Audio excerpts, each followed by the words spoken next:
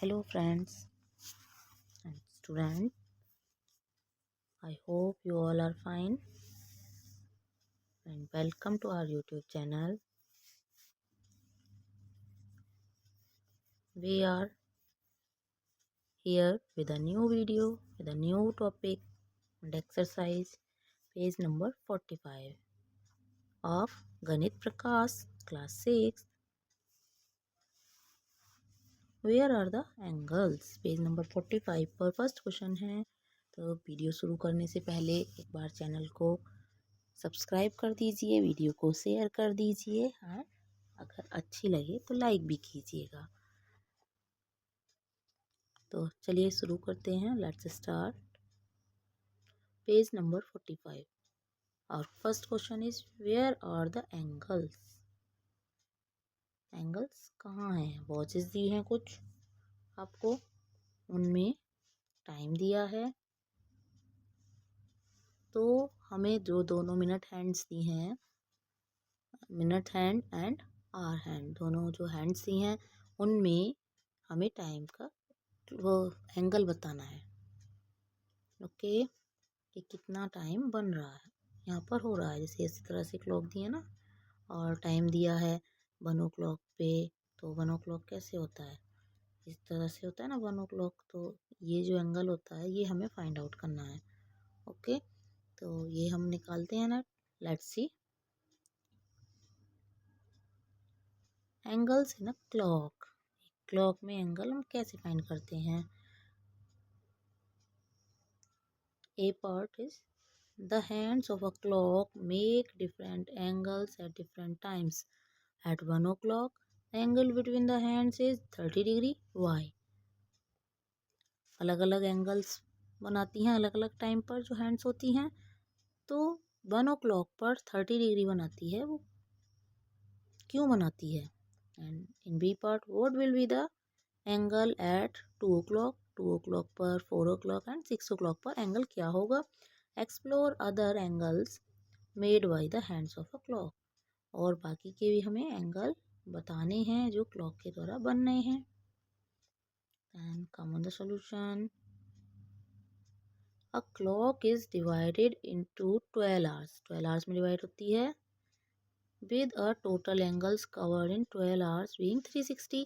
तो क्लॉक आप देखेंगे, ये क्लॉक है अगर इस तरह से, तो देन यहाँ 12 होता है हमारा, यहाँ 6, 3 एंड 9, 12, 3, 6 एंड 9।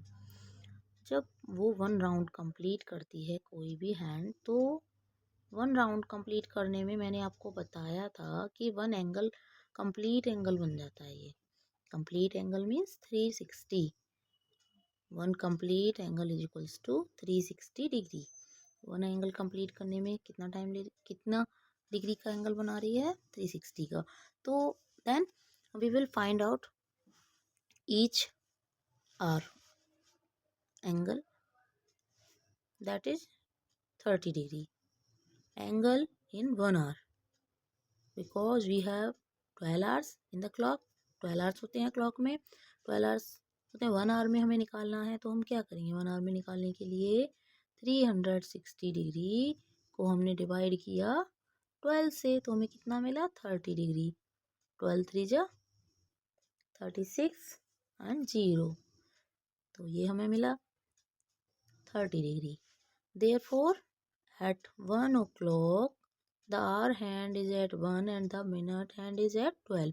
1 o'clock पर hour hand होती है 1 पर, minute hand होती है 12 पर, forming an angle of 30 degree. तो कितना एंगल बनाते हैं? 30 डिग्री का।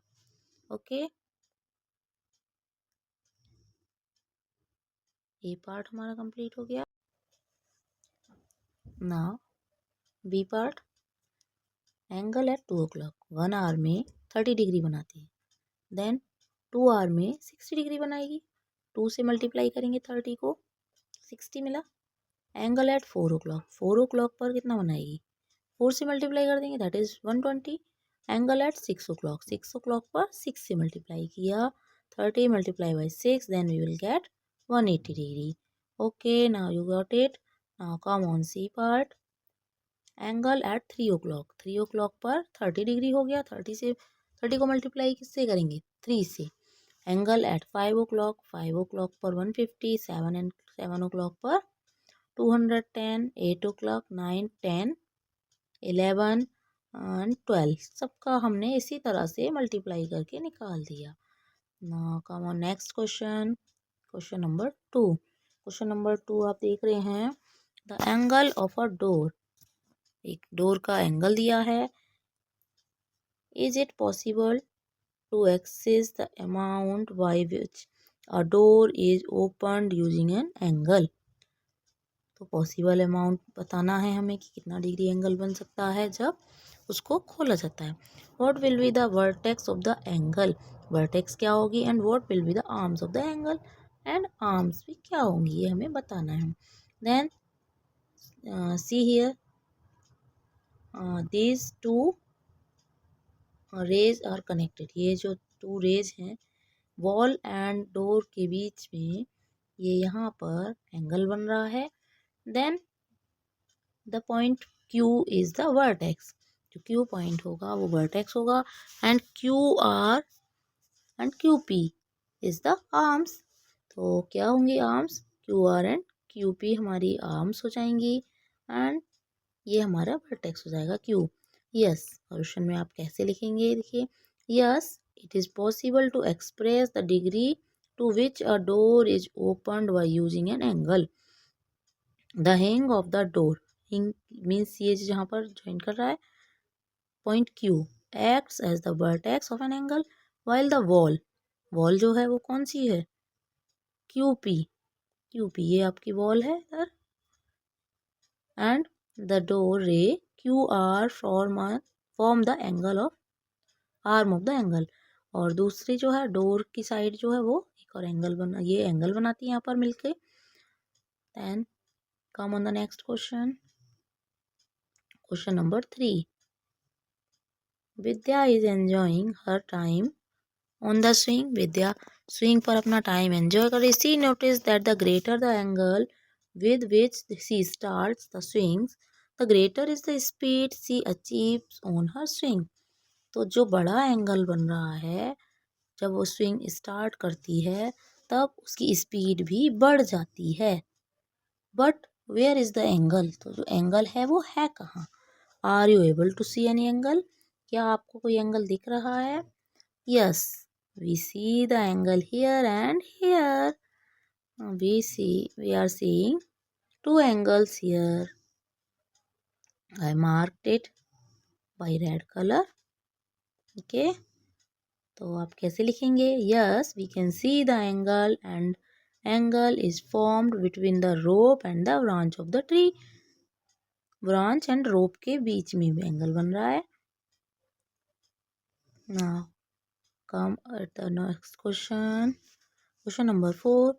Here is a toy with slanting slabs attached to its sides. The greater the angle or slopes of the slab, the faster the roll. Can angle be used to describe the slope of the slabs? What are the arms of each angle? Which arm is visible and which is not? तो यहाँ पर जो है toy दिया है एक, जिसकी जो स्लैब्स हैं वो स्लांटिंग है, ये टेढ़ी हैं, तिरछी दे रखी है ना। तो ये जो आंट्स हैं, सॉरी स्लैब्स हैं, वो टेढ़ी दी हुई हैं, जो अटैच हो रखी हैं किससे, इस साइड से अटैच है, इन साइड से। Greater the angles of slopes, जो स्लोप्स हैं उनका एंगल जो है वो बड़ा है, of the slabs the faster the wall roll, जितना बड़ा एंगल होगा उतनी ही ज़्यादा वॉल रोल कर रही है। Can angle be use to describe the slope of the slab, क्या एंगल जो है वो स्लोप को डिस्क्राइब कर सकते हैं। What are the arms of each angle, हर एंगल की जो आर्म है वो कौन सी हैं। Which arm is visible and which is not, कौन सी आर्म विजिबल है एंड कौन सी नहीं है, ये आपको बताना है। Then come at the solution, ये मैंने यहाँ सॉल्यूशन किया है। Yes, angle can be use to describe the slopes of the slab. The slanting slab and invisible line parallel to the base of the toy are two arms of each angle। ये सारी जो इस तरह से अगर हम इनको सीधा करेंगे तो ये क्या हो जाएगा, ये सीधी सीधी होके ये स्ट्रेट बन जाएंगी सारी। इस तरीके से ये हमारी स्ट्रेट बननी है ना, नीचे तक सेम इसी तरह से बननी है। और ये इनविजिबल है यहाँ पर। The slanting slab are and invisible line parallel to the base of the toy and two arms of each angle. The slanting slabs are visible. जो स्लैंटिंग स्लैब्स हैं वो विजिबल हैं। And the line parallel to the base of the toy are invisible. और जो line दी है, parallel lines जो हैं वो इनविजिबल हैं। और इनविजिबल लाइन कौन सी है मैंने आपको दिखा दिया। Now come on the next question. Observe the image below where there is an insect and its rotated version। एक आपको इंसेक्ट दिए हैं और उनके रोटेटेड वर्जन दिए। Can angle be use to describe the amount of rotation. या angle use हो रहा है रोटेशन के लिए। हाउ, कैसे यूज हो रहा है। What will be the arm of the angle and the vertex.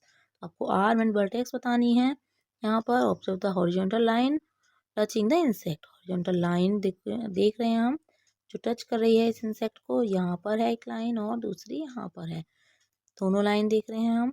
Means पहले ये जो इंसेक्ट है इस तरह से था, देन वो इस तरह से आ गया, इस पोजीशन में आ गया है। तो आपको एंगल फाइंड आउट करना है।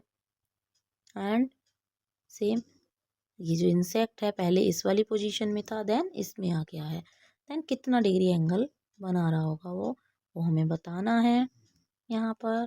तो देख लीजिए ज़रा यहाँ पर ये जो पॉइंट है, ये वाला, ये वर्टेक्स, यहाँ अगर हम देखेंगे तो ये वर्टेक्स, ये दोनों इस तरीके से एंगल बनाएंगे। तो ये वर्टेक्स हो गया हमारा। और यहाँ से देखेंगे तो इस तरीके से ये एंगल यहाँ पे बन रहा है इस तरीके से। तो ये हमारा यहाँ भी वर्टेक्स हो गया।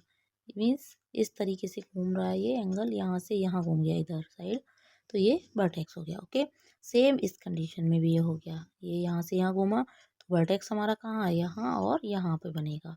Okay, yes, angle can be use to describe the amount of rotation.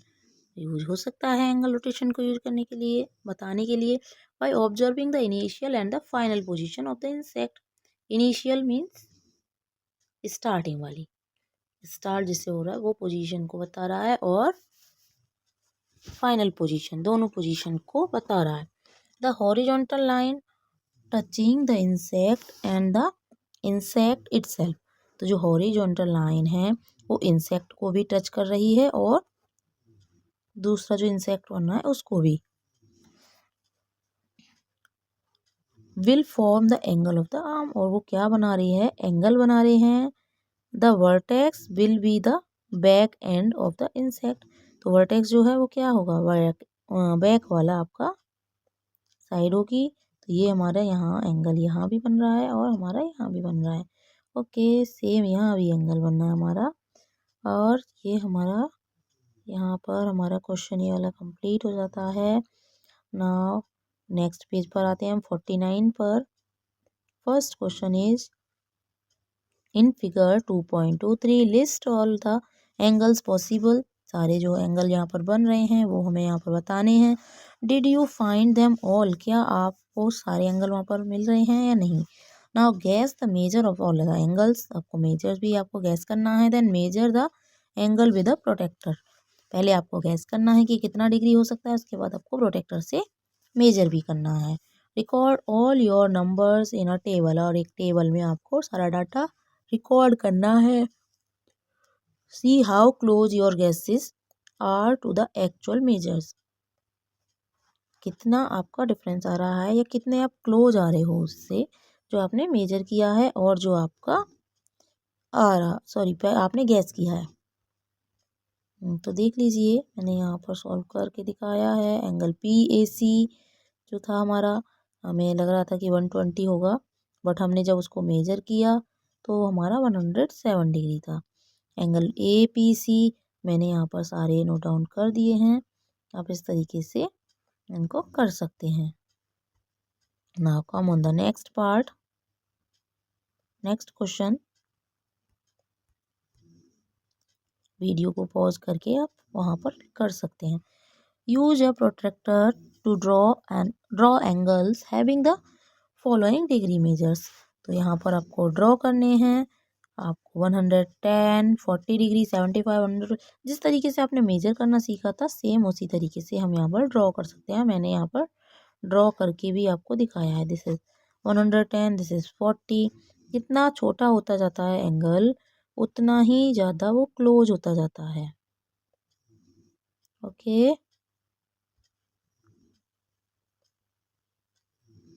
ये 75 एंड दिस इज 112